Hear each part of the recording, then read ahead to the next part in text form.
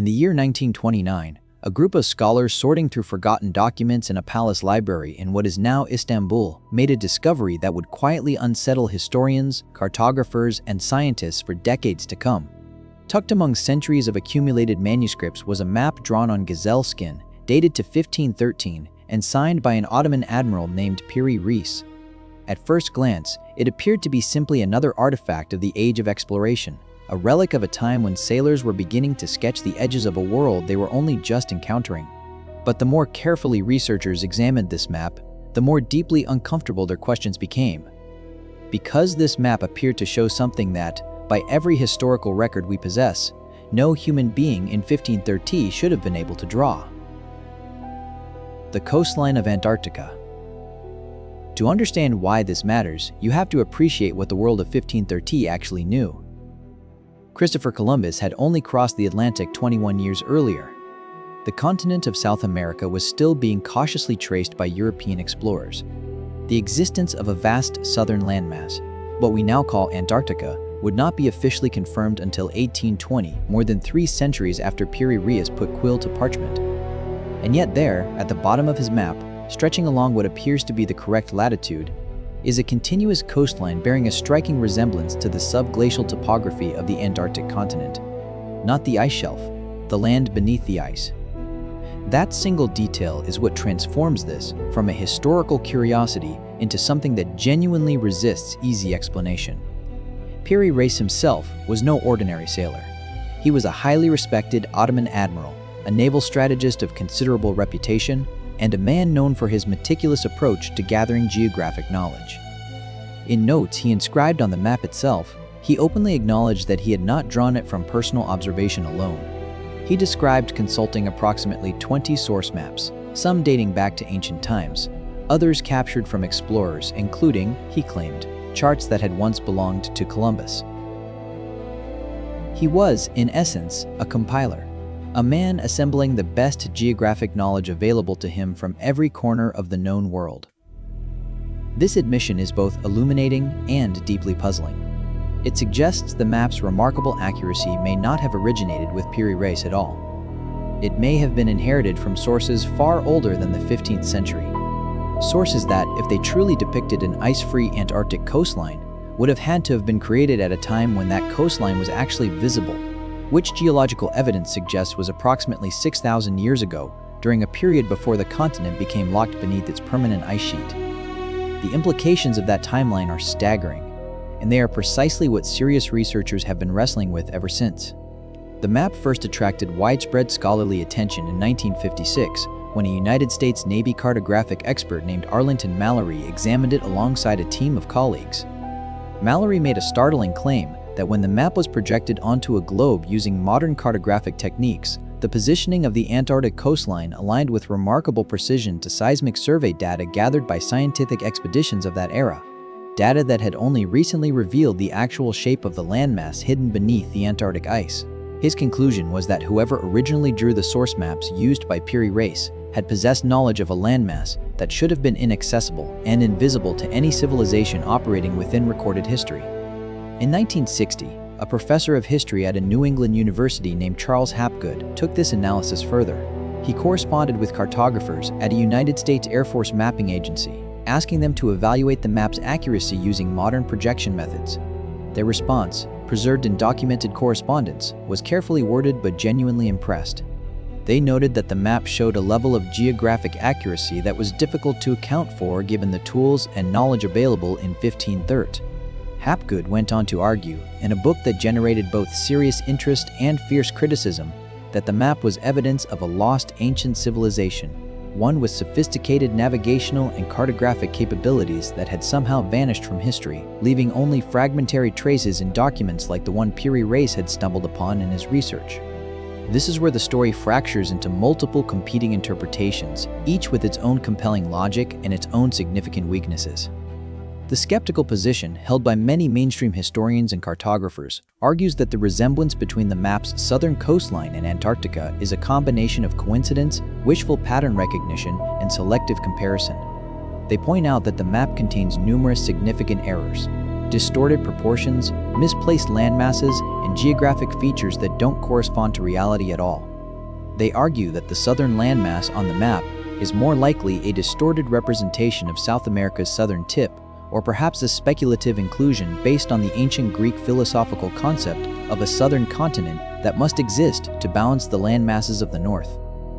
This concept, known as Terra Australis Incognita, had circulated among educated thinkers for centuries before any such landmass was confirmed. It is entirely possible, skeptics argue, that Piri Reis or his sources simply drew in a hypothetical southern landmass and happened, by chance, to place it in approximately the right location. This is a reasonable position, but it leaves certain details unexplained. The subglacial topography argument is perhaps the most difficult to dismiss. When researchers compared the map's southern coastline not to the surface of the Antarctic ice shelf, but to the underlying land revealed by modern sonar and seismic mapping, the correspondence was notably closer than chance would comfortably predict. The bays, the peninsulas, the general curvature of the coastline. These features, some argue, align in ways that a purely speculative drawing would be unlikely to reproduce. Critics of this analysis counter that the comparison requires selective interpretation and that the match is far from perfect. Both sides have a point, and that ambiguity is precisely what keeps this mystery alive. There are other unexplained elements in the map that rarely receive as much attention as the Antarctic question, but are equally thought-provoking. The map shows the correct relative widths of the Atlantic Ocean at various latitudes with a degree of accuracy that surprised modern cartographers. It depicts the Andes mountain range in South America, a feature that European explorers had not yet documented in 1513. And the overall proportional relationship between the continents, while imperfect, is considerably more accurate than most maps of the same era. Maps drawn by cartographers who had no access to the mysterious ancient sources Piri Reis described. This raises a question that no one has yet answered satisfactorily. Where did those source maps come from? Piri Reis mentioned ancient sources in his own handwritten notes. He referred to maps from the time of Alexander the Great. He referenced Arab geographic traditions. He described Portuguese charts of the southern seas. But he also hinted at sources he could not fully identify, documents of uncertain origin that had passed through many hands before reaching him. If even one of those sources preserved geographic knowledge from a civilization predating recorded history, it would rewrite not just the story of cartography, but the story of human civilization itself. That is, of course, an extraordinary claim. And extraordinary claims demand extraordinary scrutiny. The theory of a lost advanced civilization, sometimes called the lost civilization hypothesis, has been both a source of genuine academic inquiry and a magnet for speculative excess. Serious researchers like Hapgood approached it with careful methodology, even if their conclusions remained controversial. Others have used the Piri Reis Map as a launching point for far more dramatic claims involving vanished empires, alien assistance, or catastrophic floods that erased entire chapters of human history. These more extreme interpretations have made it easier for mainstream scholars to dismiss the entire discussion, sometimes without engaging fully with the more measured questions at its core. The truth, as is so often the case with genuine mysteries, likely lives somewhere in the uncomfortable middle ground. What we can say with confidence is this: the Piri Reis Map exists. It is real, it is preserved, it has been examined by credentialed experts across multiple disciplines, and it contains features that have not been fully and satisfactorily explained by any single theory. The Antarctic resemblance may be coincidence. The subglacial accuracy may be selective interpretation.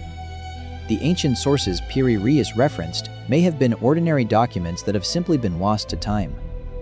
All of these explanations are possible, but none of them are proven. And that is the detail that should make any curious mind pause. We live in an era of extraordinary scientific capability. We can sequence ancient DNA, detect gravitational waves from colliding stars, and map the ocean floor with millimeter precision. And yet a piece of gazelle-skin drawn by an Ottoman admiral more than 500 years ago still contains questions we cannot definitively answer. We do not know with certainty what sources he used. We do not know how those sources were created.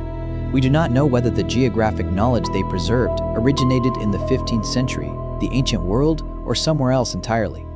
The map sits in a museum in Istanbul today, silent and patient, offering no further clues beyond what Piri Reis chose to write in the margins. The admiral himself died in 1553, taking whatever he knew about his mysterious sources with him into history. And somewhere beneath the ice of Antarctica, the actual coastline continues to exist, shaped by forces far older than any human civilization we know of. Waiting, perhaps, for the day when we can compare it definitively to that strange, impossible drawing and finally know whether the resemblance was a miracle of coincidence or an echo of something we have entirely forgotten. What do you think? Was Piri Reis simply a skilled compiler who got lucky with an ancient geographic theory? Or is there something in those source maps, something we have not yet fully accounted for, that points toward a deeper mystery in human history? The conversation around this map has been going on for nearly a century, and it shows no sign of reaching a comfortable conclusion. If this kind of mystery speaks to you, the kind where the evidence is real, the questions are genuine, and the answers remain stubbornly out of reach, then this is exactly the kind of story we explore here. Drop your thoughts in the comments below. We read them, and the best ones genuinely shape where we go next. And if you want to follow along as we keep pulling at these threads, consider subscribing. There are more maps, more anomalies, and more questions that history hasn't finished asking yet. But perhaps the most haunting question of all is not about Antarctica or ancient civilizations or lost source maps. It is a quieter, more unsettling question about the nature of knowledge itself. We tend to assume that human understanding moves in one direction, forward, accumulating, building upon itself in an unbroken chain from primitive beginnings to sophisticated modernity. The Piri Reis Map gently but persistently challenges that assumption. It suggests the possibility, however uncomfortable, that knowledge can also be lost. That entire bodies of understanding, geographic, scientific, navigational, can vanish so completely that centuries later, when fragments resurface in the margins of an Ottoman admiral's compilation, we no longer have the framework to explain where they came from. History is full of such moments. The ancient library at Alexandria, by most accounts, held volumes of accumulated knowledge that were never recovered after its destruction. Ancient Greek engineers constructed a mechanical computing device of extraordinary complexity that had no known successor for over 1,000 years. Certain ancient structures around the world demonstrate engineering precision that archaeologists still struggle to fully account for using the tools and techniques available at the time of their construction.